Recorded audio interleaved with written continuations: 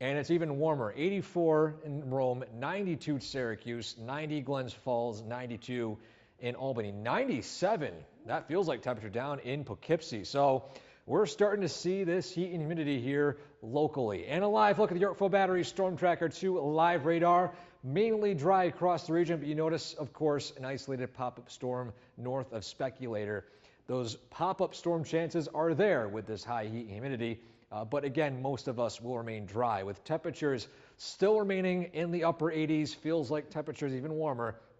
But regardless of this heat, we're tracking the arrival of what's left of tropical storm, hurricane, and now eventually right now post-tropical depression barrel, and what we can expect versus wind versus flooding, all that and more in that forecast straight ahead.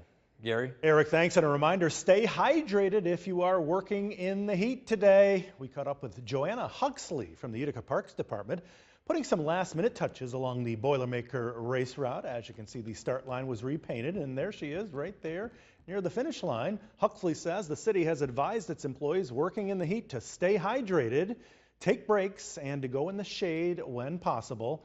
The preparations for the big race take months, and despite today's heat, which News Channel 2 meteorologist Eric Gage just told us it could be in the mid to upper 90s, the preparations continue.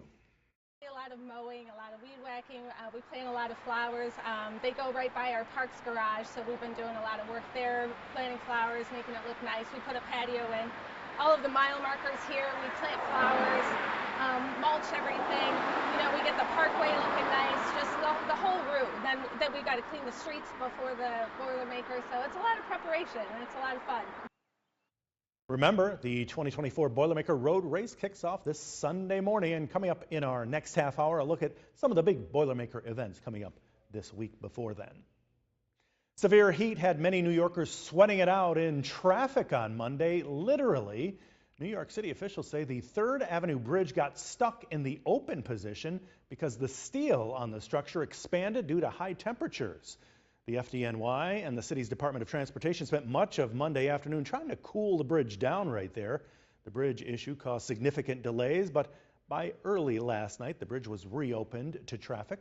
The National Weather Service says Monday was the hottest day of the year down in the Big Apple. And people wanting to cool down can once again head to Water Safari up in Old Forge today. It's now back open after abruptly closing yesterday afternoon, sending a slew of patrons to the gates all at the same time. Check this out right here. A New Hartford resident posted this picture to Facebook saying this is a line leaving the park yesterday afternoon.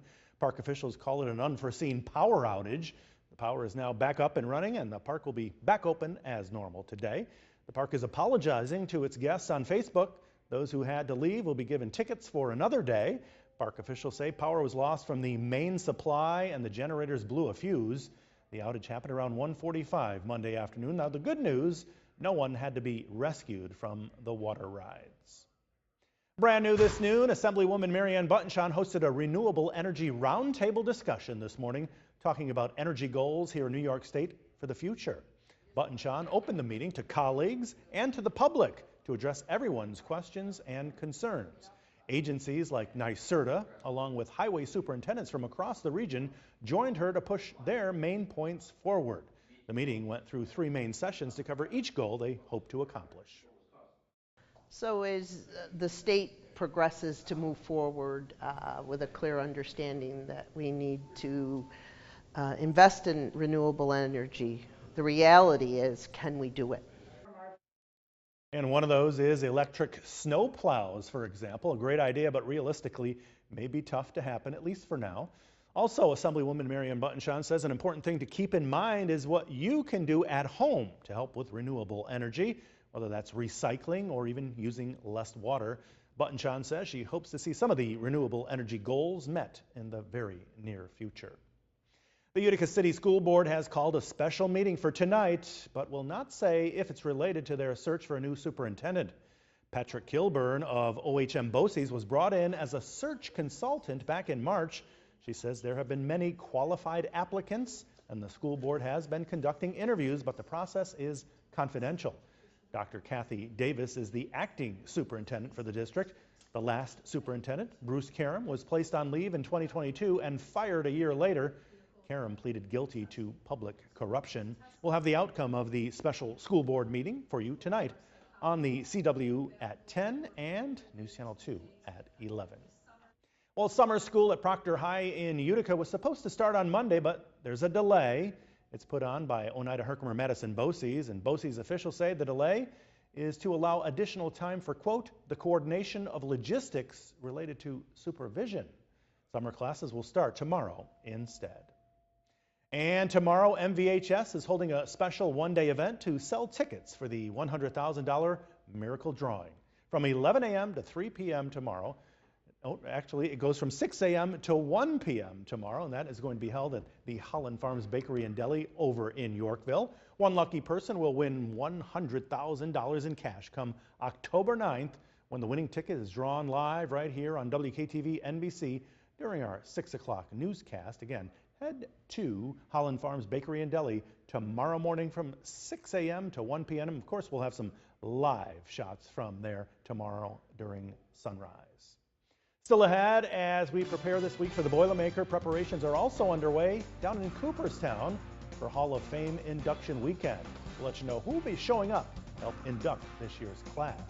Plus, Texas is trying to recover from Hurricane Beryl as it moved ashore as a Category 1 hurricane on Monday, and the cleanup comes amidst a heat wave. A full report from steamy Texas straight ahead.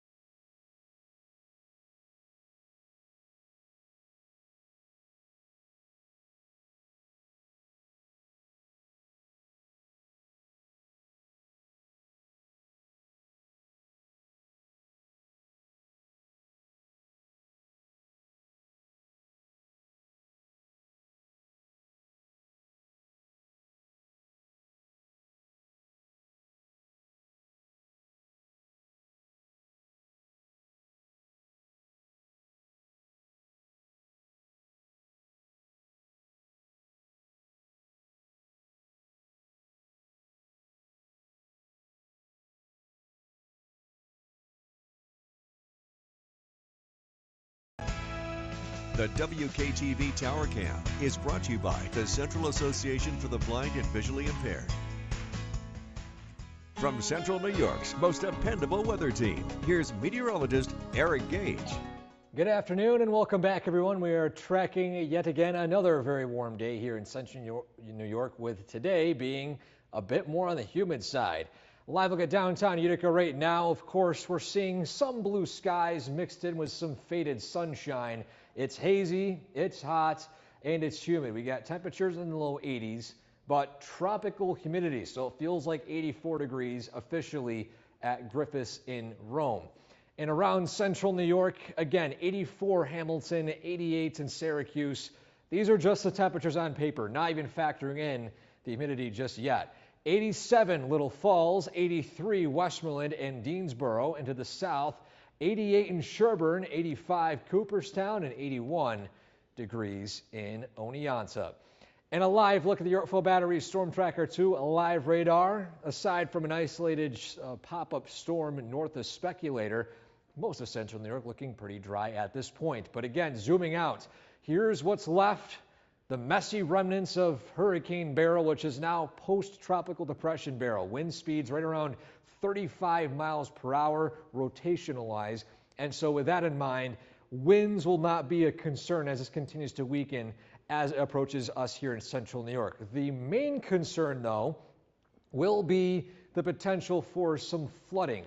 Now, as we take a look at what's going to happen by tonight and eventually tomorrow, in fact, this is actually tomorrow afternoon, you'll notice we have a bit of a dry slot here, this warm front surging north, but we are cutting it very close to extended rainfall. At least the rainfall in this zone could exceed 2, 3, 4 inches of rain within the span of 24 hours.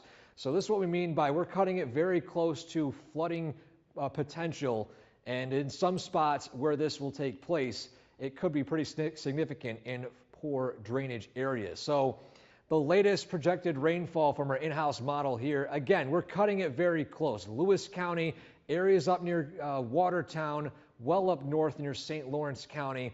I think that's where the main bullseye will be, but this is still a developing system and can shift slightly north or slightly south.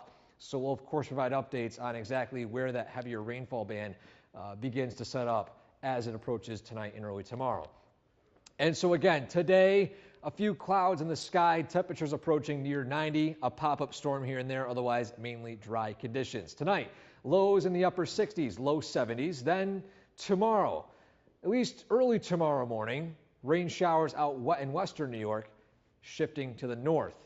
But then you can see that rain bands sweep through central New York, and we could see a strong storm or two by the evening. And so your 7-day forecast, alert day tomorrow for, again, that potential for flooding. It stays north at this point, but we're going to keep a close eye on it. And then, of course, following that, drying out for the most part heading into the weekend. Hopefully the rain stays away for Boilermaker Sunday, but for now it's looking dry for the morning. At least for the morning. Yes, that's all we need. No lightning, no rain. That's for sure. Eric, thanks. Well, today, millions of Texans are dealing with the aftermath of Beryl, which roared ashore Monday as a powerful Category 1 hurricane. The storm, which took at least 7 lives and dropped up to 15 inches of rain, also knocked out power to nearly 3 million people, right in the middle of a heat wave. NBC's Kathy Park is in Houston this noon, where the cleanup is underway. Texas is now in recovery mode after taking a direct hit from Beryl yesterday. The storm is now being blamed for at least 7 deaths, including one victim who is an employee with the Houston Police Department. We're told that this employee was trying to head to work early yesterday morning when he got caught in the floodwaters. Meanwhile, nearly 2 million customers are still without power, and today, this is what we're looking at. A lot of residents are dealing with a big cleanup ahead. We're told that this massive tree fell down some point yesterday afternoon, blocking off the roadway. But as you can see, still a lot of cleaning up to do throughout the day today. We are told that crews will be out working around the clock. City officials are encouraging people to avoid any sort of unnecessary travel so that they can move forward with the restoration process. But of course, the big headline that we are tracking, the ongoing power outages.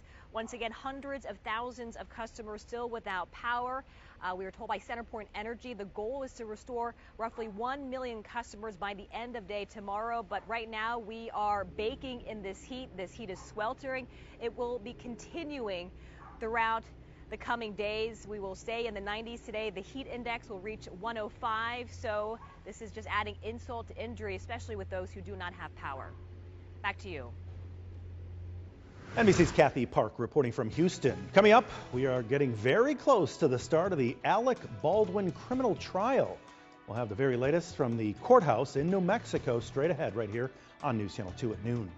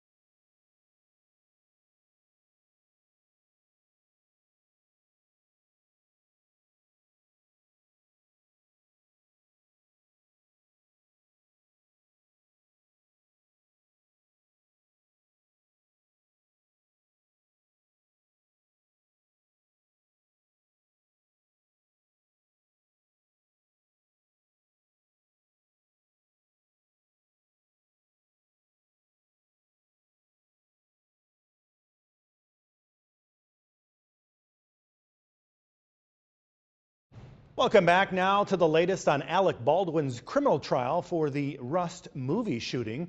The actor arrived in a New Mexico courtroom yesterday for the first time as lawyers for both sides look to outline key arguments and testimony that will be heard at trial. NBC's Chloe Melas is outside the courthouse in Santa Fe with what to expect as a jury is set to be seated and the trial will begin.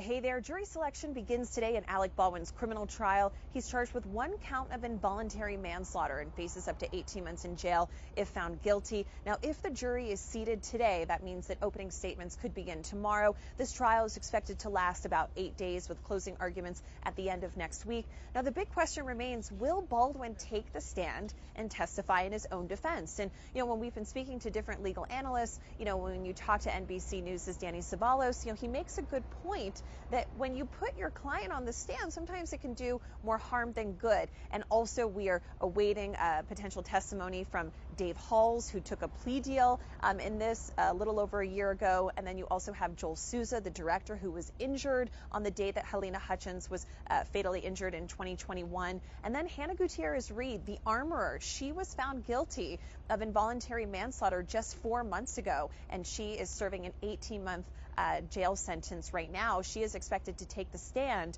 but it's unclear if she's going to plead the fifth or say anything at all. Back to you. NBC's Chloe Melas reporting from New Mexico.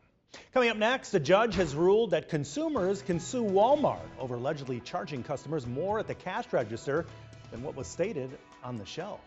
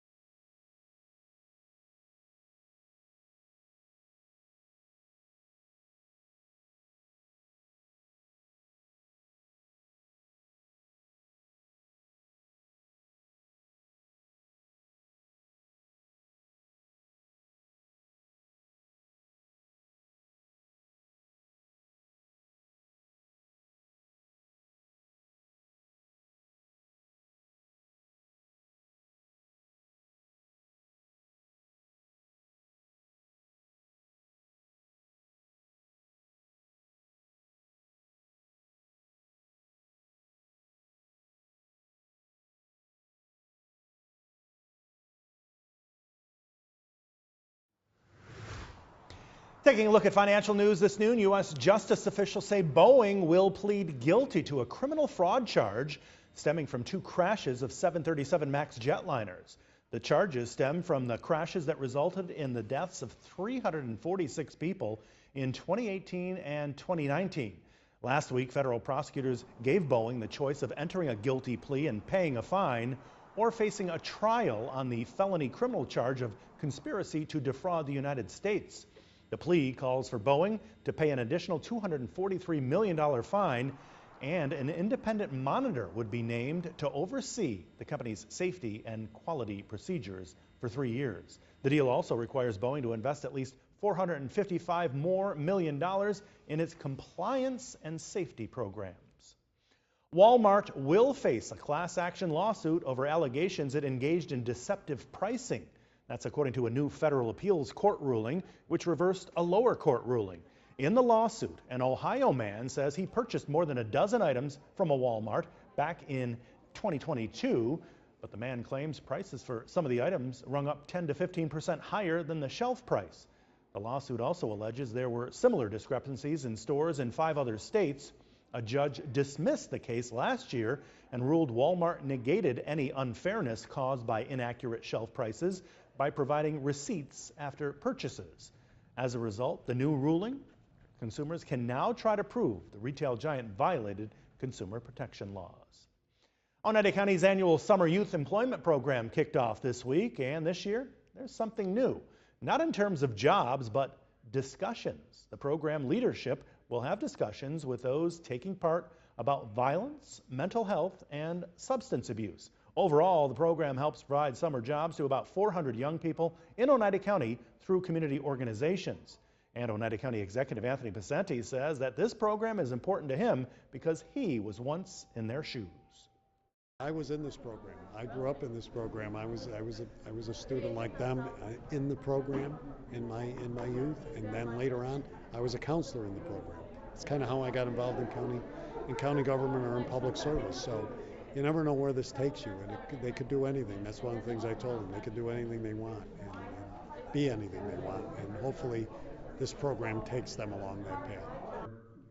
Participants are between the ages of 14 and 18. Well, the 2024 Baseball Hall of Fame induction weekend is now less than 2 weeks away. And as the Hall gets set to enshrine 4 new members into the legendary fraternity, there will be a host of previously inducted members on hand. According to the Hall, 53 prior immortalized members will be in Cooperstown later this month to welcome in the class of 2024. That includes names such as Derek Jeter, Mariano Rivera, David Ortiz, Sandy Koufax, Ken Griffey Jr., and Rod Carew.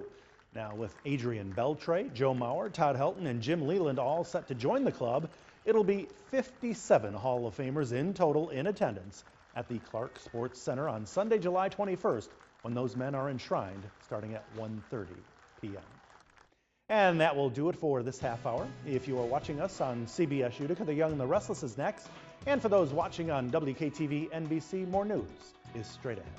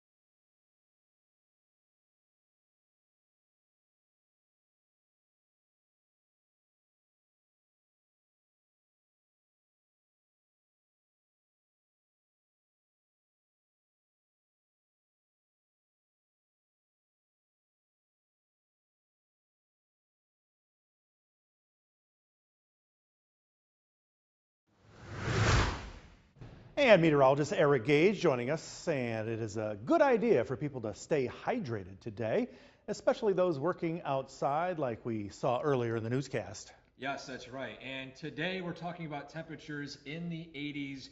Feels like temperatures in the 90s. Already. And I think that, yes, you want to make sure people are hydrated as well. Have some extra waters, grab some ice packs as well.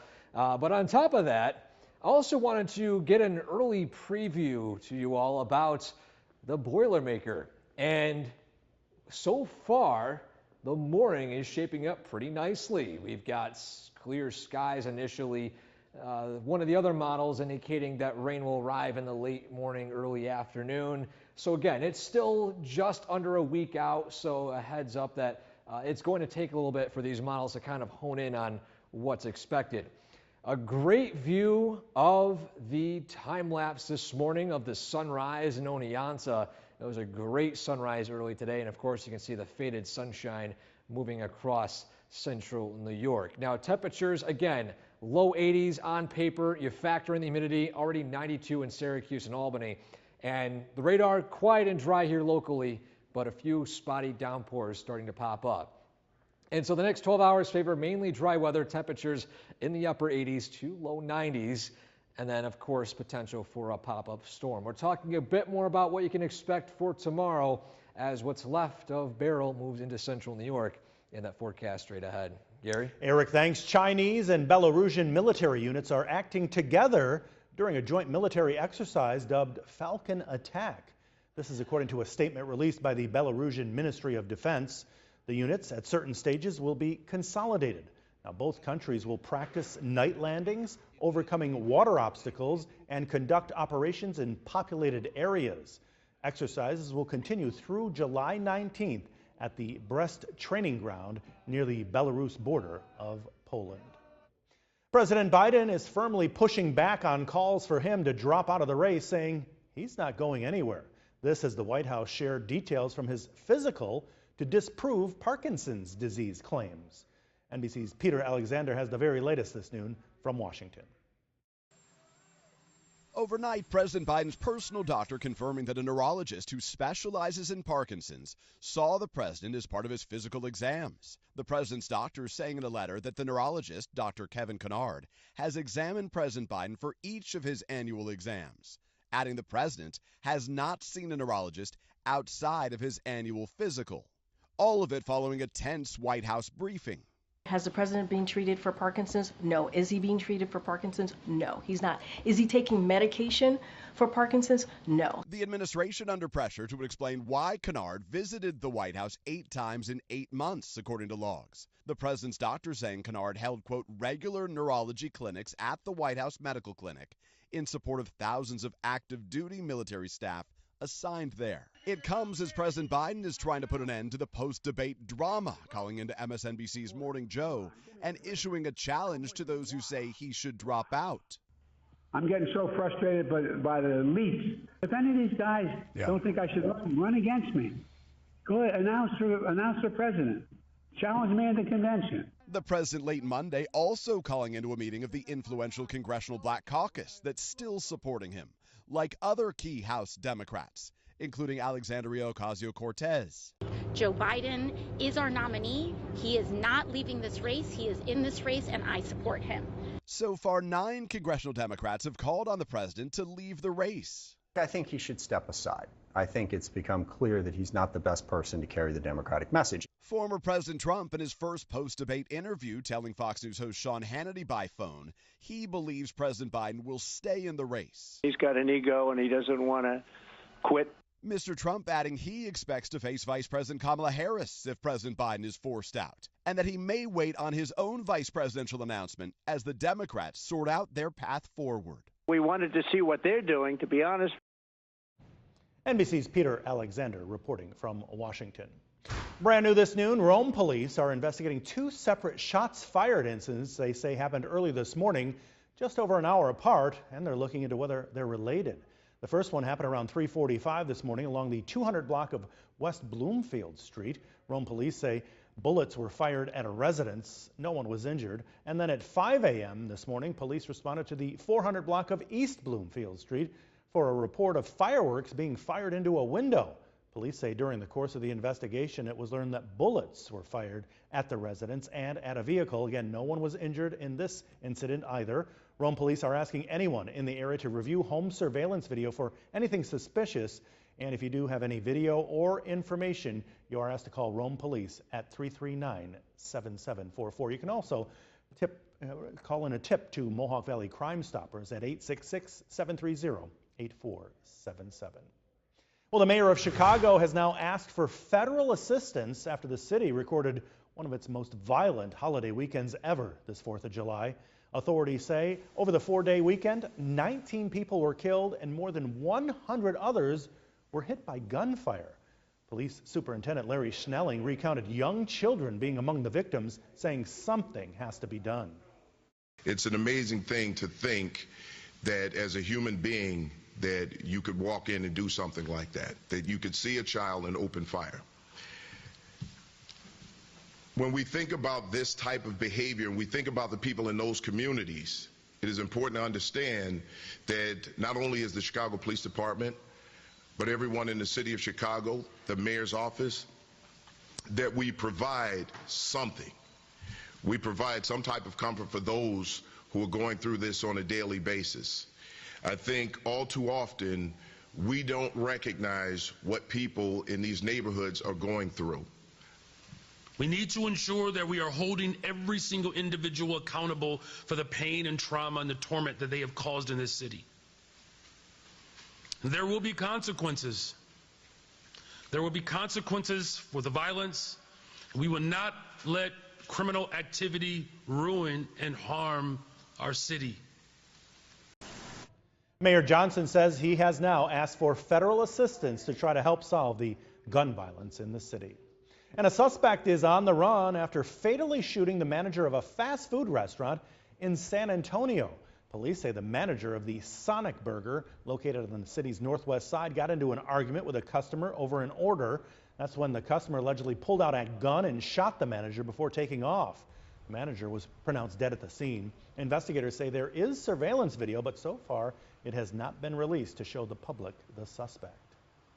A new evacuation order has been issued for parts of Central California threatened by the lake fire. The massive fire has now grown to more than 21,000 acres. According to fire officials, the wildfire is only 8% contained.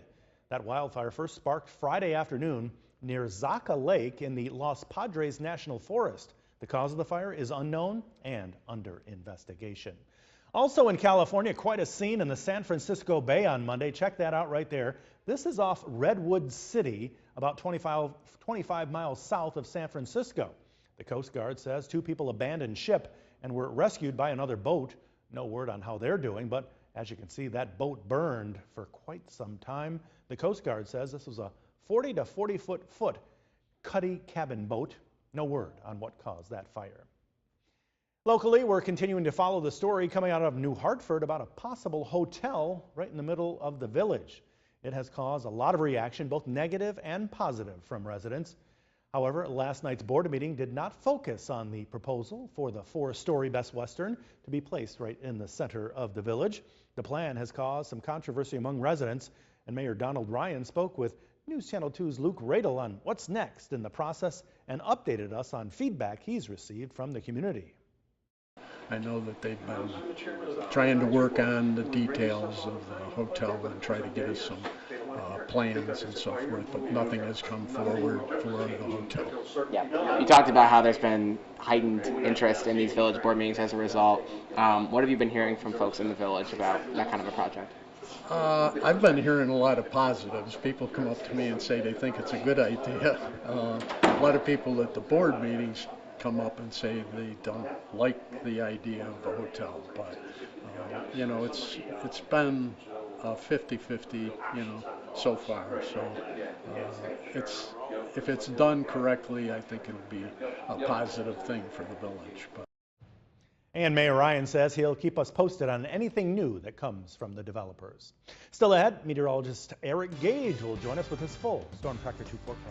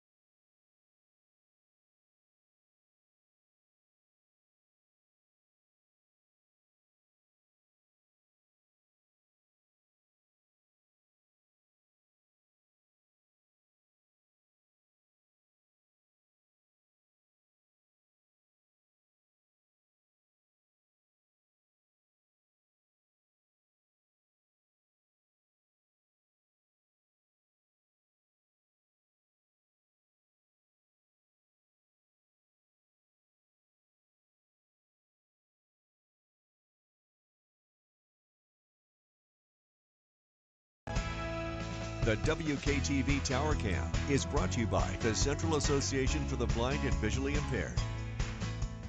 From Central New York's most dependable weather team, here's meteorologist Eric Gage. Good afternoon and welcome back. We are currently sitting in the 80-degree mark here across central New York with cloudy skies in some spots, but sunshine peeking out in others. A live look outside from our Nexus camera looking at downtown Utica. It's a very warm one out there. 81 degrees officially in Rome, tropical levels of humidity, but you factor in all that and those temperatures climb into the upper 80s. In fact, 89 Little Falls, 82 Otter Lake, 87 in Westmoreland. To the south, 89 degrees in Sherburne, 86 Cooperstown, 82 Oneonta, 86 as well in Unadilla and Afton. And a live look at the Yorkville Battery Storm Tracker 2, a live radar, quiet and dry all across the region. Pop-up storms north and east of central New York, north of Speculator. And that will be the main weather system for today. A few pop-up showers here and there, otherwise mainly dry. Our attention is actually focused mainly on what's left, the messy remnants of Hurricane Beryl, now post-tropical depression Beryl, as it continues to shift more and more northeast here into our local area. And so for today, the reason why we have a chance of a pop-up storm here and there, we got a stationary front right along the border of Otsego in Delaware County. It produced a few pop-up storms along the Catskills earlier today. Now it's going to wobble back and forth a little bit for the next few hours, but then you'll see what's left of Beryl move into our area, and we will see likely a dry slot in the early to mid-morning for tomorrow. But our attention is primarily focused on this region right here. This is where we could see rainfall totals eclipse 2, 3, maybe 4 inches of rain within the span of 24 hours. And you can see just how close we are to this flooding concern as one of our model outputs right here puts some locations up here in the red area at 3 inches or more of rain north of Lewis County up near Watertown region. And so that's our primary concern for tomorrow. Now, the latest trends still have it well north and west of Utica, but that could change depending on how this system continues to wobble. But regardless, today mainly dry weather, very warm conditions, highs in the upper 80s to low 90s. Then by tomorrow morning, you can see mainly dry. We're not talking about a washout for tomorrow, at least for the start of the day. But as you head into the evening and during the overnight hours, you can see this rain system to continue to sweep south and east into the area. Heavy downpours and, of course, potential for a strong storm or two as the backside of this low pressure system moves through the region. But again, your 7-day forecast, because of that flood concern and potential for a strong storm or two tomorrow evening, we have Wednesday as an alert day. But then following that, things have trended a bit more on the dry side for Thursday, at least for Friday and Saturday, with clouds giving way to sunshine. And then sunshine to start out Boilermaker Sunday, cutting it close for showers and storms in the afternoon. Again, it's still right around a week or so away, so we'll keep a close eye on how the weather shapes up for that. That's for sure. A lot of people will be looking for that. Yes. Eric, thanks. Well, Sam's Club has become the latest retailer to up their free shipping threshold for certain members, a move that's left some customers of the retail wholesaler industry frustrated and raises the question, is free shipping as we know it over? NBC's Brian Chung has more this noon. For some members of retail wholesaler Sam's Club, the days of free shipping are numbered. Starting August 19th, Sam's Club Plus membership, a subscription that runs over $100 a year, will only qualify for free shipping on orders of $50 or more. The wholesaler facing backlash from customers online. One user writing, "These changes will make it hard for me to justify keeping my membership," while others say they may take their business to a competitor. Sam's Club tells NBC News these recent changes are designed to simplify the experience and fees for same-day delivery and shipping, and also provide better access to the items our members buy the most.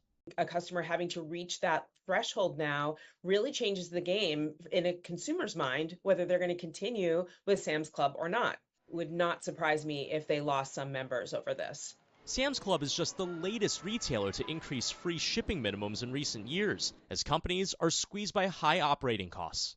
In 2023, Amazon increased their free shipping threshold by $10 for non-members. And they're not alone. 19% of retailers increased the average free shipping minimum last year, ranging from $5 to $200. You want to save money? Buy in bulk. The delivery controversy comes as young shoppers are flooding big box wholesalers like Sam's Club and Costco. Let's go bulk shopping together. Sam's Club says Gen Z shoppers are the fastest growing demographic at their stores. Memberships for shoppers 27 and younger increased 63% over the past few years, and Gen Z and millennials represent a quarter of club members. I feel like you're not growing until you start shopping at bulk stores.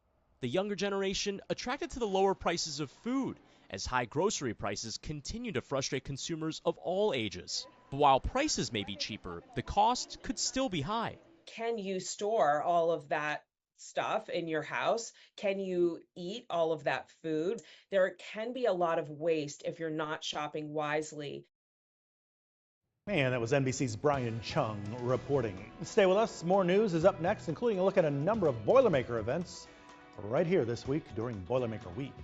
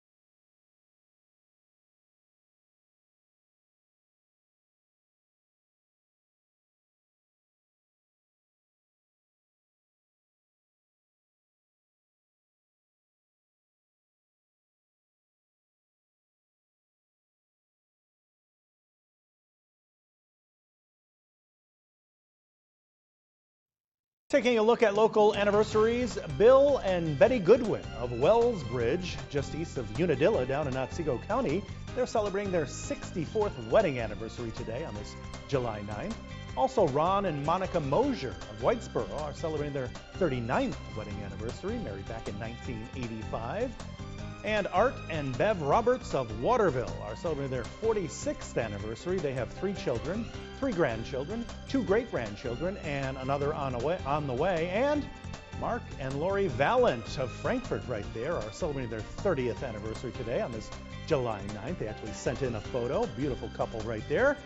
They have 1 daughter. Congratulations to the Valents of Frankfort and all of our local couples.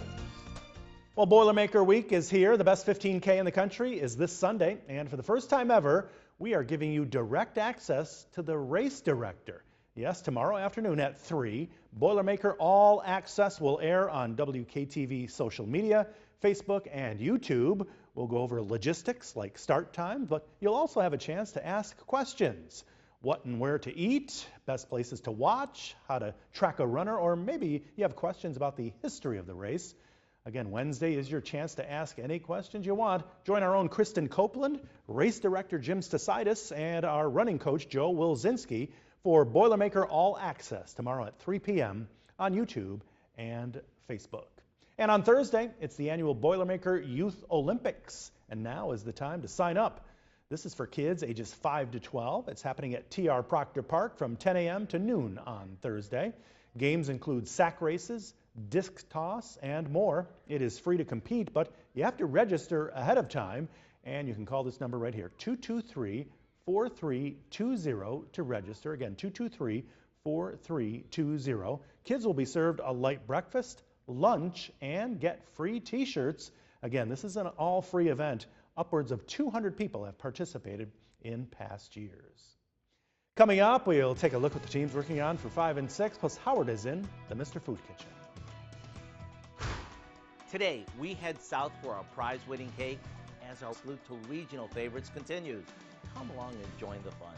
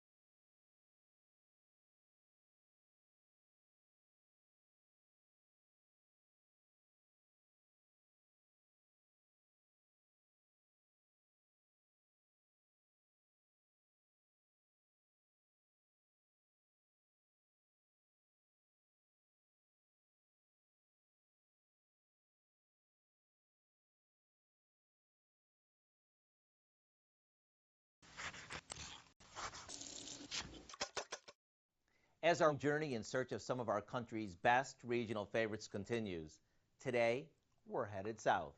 And the cake we're making was first created in Alabama, but got its notoriety when it won first prize at the county fair in Columbus, Georgia. So what do you say we whip up a shortcut version of it? We begin by beating a package of white cake mix with some water and a bit of vegetable oil until it's smooth. Once it is, we fold in some whipped egg whites. We want to do this gently so the cake bakes up nice and light. We pour this into a couple of cake pans before baking it off. For the filling, which I think is the best part, we combine a container of coconut pecan frosting with some chopped cherries, pecans, raisins, and a bit of brandy. After the cakes cool, we cut each layer in half and start building our cake. Then the whole thing gets frosted with white icing. One look or taste, and it's no wonder why it's prize-worthy. With the light as can be cake, the crazy rich filling, and the kick you get from the brandy, there's no way not to fall in love with it. The recipe for what is known as lane cake is online now and is ready for you to enjoy. Hey, Kelly, you want to try a slice? I'm Howard with Kelly in the Mr. Food Test Kitchen, where today we found a classic Southern way for you to say, ooh, it's so good. Wow, she takes the whole cake, Eric. Taking a look what the team's working on for this afternoon. First, for the Live at 5 News Hour, milk that doesn't need refrigeration. A big donation today to a local food pantry. We'll explain what that's all about. Then News Channel 2 at 6, building back the Boilermaker. What runners will see on the course that will have them talking long past the finish line. Wow, what a great tease that is. Yeah, I'm going to have to tune in tonight. Yes, very great tease, yes. And look at your forecast. We've got some sunshine peeking out. Temperatures upper 80s, low 90s. Remaining pretty mild tonight. Still very humid, and the humidity sticks around for tomorrow. Again, alert day for the potential for some flooding with storms north and west of Utica. In fact, well north and west of Utica. We'll keep an eye on where the remnants of Beryl travel and if that will impact us by tomorrow evening. So stay tuned for News Channel 2 at 5 and 6, and of course for tomorrow morning as well. And definitely both hot today and tomorrow. Yes, upper 80s, low 90s both days. Yeah, hydrate.